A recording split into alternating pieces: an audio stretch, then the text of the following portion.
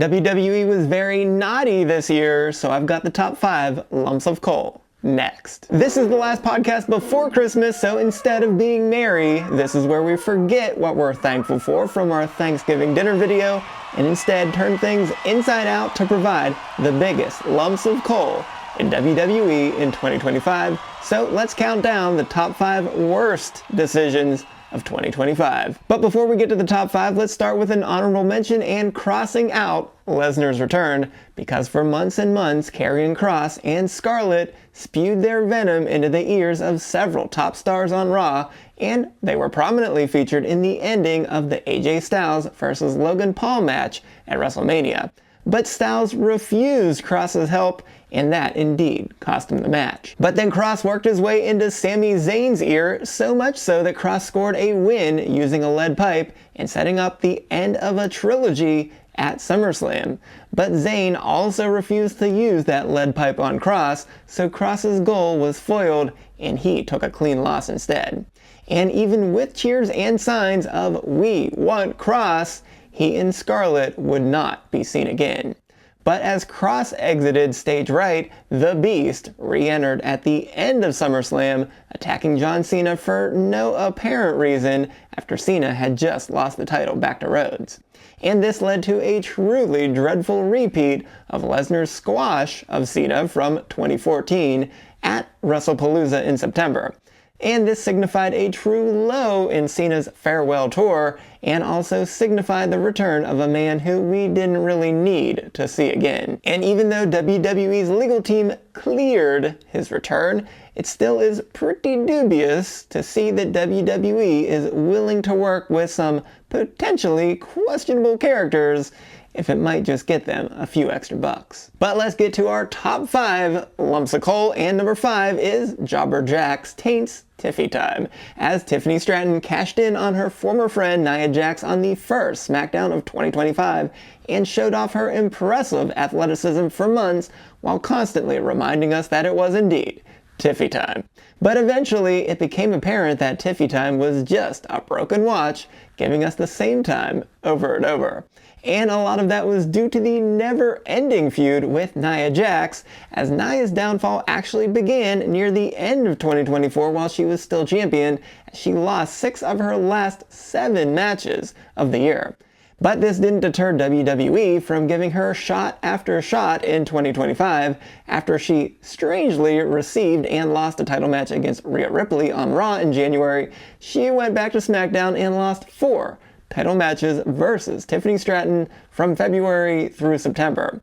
And she somehow has an overall record of 4-18 in 2025, so counting those 2024 matches, there's just no world where Nia Jax should be 5-25 in her last 30 televised matches. But to make matters worse, when it wasn't Nia, it was Jade Cargill, who Tiffy had to face 5 times in title matches in 2025, which saw both a no contest and a double countout before Jade finally ended Tiffy time in Tiffy's 11th defense. And between Nia and Jade, 8 of Tiffy's 11 defenses were against either or both of them.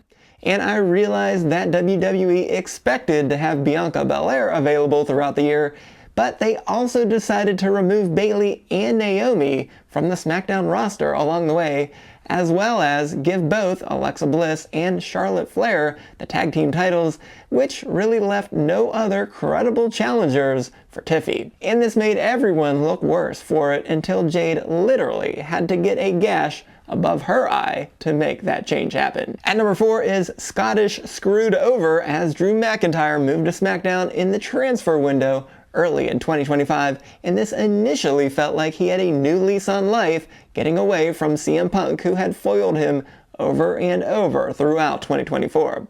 But unsurprisingly, that didn't last long at all, as he fell into the same old habits as he was filing grievance after grievance against Nick Aldis and anyone that got in his way, saying that he was always getting screwed over when all he really wanted was for things to be fair. And while there was a lot of truth in those words that McIntyre spoke, it cost him in the ring over and over again.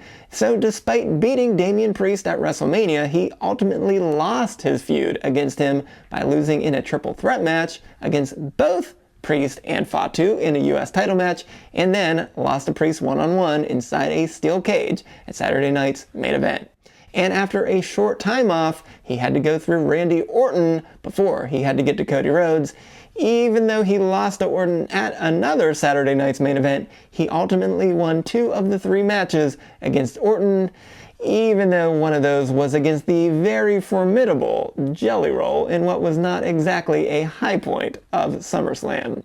But he did go on to face Rhodes at WrestlePalooza in September, and we're still somehow here with Rhodes and McIntyre in December, but it's not before McIntyre suffered 2 more losses for the title. And so now just this week, he negotiated one more title shot with Nick Aldis, where he gets to name the stipulation that they'll surely be showing on SmackDown here tonight. But WWE wasted too much time to make us think that they're willing to change things up now at this point of the year and give McIntyre that title, which is truly unbelievable how this man only has a 5-minute reign with those titles since 2021. And on top of that, while he won his match at the last 3 of the Big 4 PLEs, 2 of those wins were the aforementioned Jelly Roll match, and then also just kind of being a stand-in as the 5th member of the Vision's War Game team. But even counting those 3 wins, those are the only signature event wins that Drew has in 2025, going 3-7 with 3 title losses. So yeah, I think it's safe to say that he really was Scottish screwed over. Lump of coal number 3 is mad about Max, because on the other side of the equation, there are some feel-good stories leading to unlikely championships. But then there's complete insanity, which is unfortunately what we've got in the latter situation with Maxine Dupri's current title reign. And I said it many times before, but Maxine was 0-10-1 in her prior 11 singles matches dating back to July 31st, 2023, before she miraculously defeated the greatest of all time, Becky Lynch, 3 times in a row to become the Women's Intercontinental Champion. But Maxine had already lost to Becky in a title match in August, and she obviously had no other wins between then and her next match against Becky, but she still got the benefit of getting to keep fighting her for some reason, and then she luckily got the same crooked referee over and over to first fast count Becky for a count out, and then due to some shoddy refereeing, Becky was forced to use the title on her second attempt, but in the third one, well, that's really the kicker, because Maxine has no discernible ability to have a real finishing move, so instead, she won the title with a cross body. Yeah, Becky Lynch losing the title with a cross body. Wow. I guess maybe if that happened to Nia Jax, we could possibly believe that, but definitely not to someone who's maybe 120 pounds soaking wet. And nearly anyone on the main roster does a crossbody pretty much in every match, and no one even tries it as a finisher, so I don't think we've seen a win in any type of match, but at least not a championship match, since Nikki ASH beat Charlotte Flair with her cash-in after Charlotte had already defended her title, and then took a riptide following the match on the floor. And for all this training we keep seeing with Maxine, we couldn't get her to do a new move, instead continuing to steal one from the person that she should hate the most in Chad Gable. Nope, we're just gonna keep rolling with that ankle lock instead of maybe having Natalya teach her that sharpshooter, who she keeps training with. And her match last week against Ivy Nile looked pretty rough, so that new confident attitude that she's trying to show is definitely not earned and definitely not working. I'm sure this title reign isn't going to last too long, but that it has lasted at all, especially when we're having the incredibly talented Julia lose the Women's US title in less than 2 minutes to Chelsea Green, who was also on a 14-match losing streak on the main roster prior to winning that title. It just kind of makes this whole thing look like a scam. Our number 2 lump of coal is no Yeet-tide greetings, because much more consequentially than Maxine, 2025 was completely damaged by the terrible decision to have Jey Uso win the Royal Rumble, and as we had to know at the time, there was no other choice than to have him beat Gunther at WrestleMania.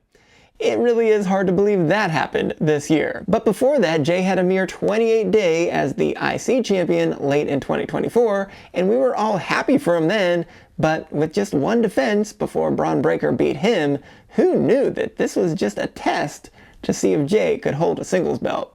But Jay then went on to stun everyone by not just outlasting Roman Reigns, CM Punk, and Seth Rollins in the Royal Rumble, but then beating John Cena to actually win the whole thing. And I guess maybe that was as fun as waving your hands up and down when you're at a live event, but it quickly turned ugly as Jay seemingly botched his way through the agonizingly long build to WrestleMania each week. And then he won that WrestleMania match by making Gunther tap out to his own sleeper rather than hitting his standard spear and splash.